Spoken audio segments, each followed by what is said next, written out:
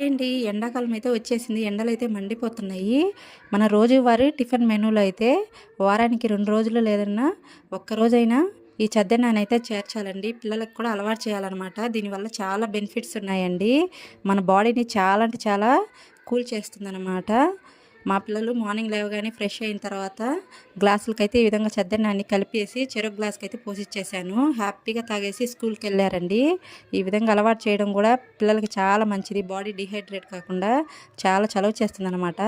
ఇంకా వాళ్ళెళ్ళిన తర్వాత నేను ఫ్రెష్ అయ్యి పూజ అయన్నీ అయిపోయిన తర్వాత హ్యాపీగా ఉల్లిపాయ, పచ్చిమిర్చి నంచుకుంటూ ఎంజాయ్ చేస్తూ చద్దన్నానైతే తింటున్నాననమాట. దీనివల్ల చాలా బెనిఫిట్స్ ఉన్నాయండి చద్దన్నాన్ని.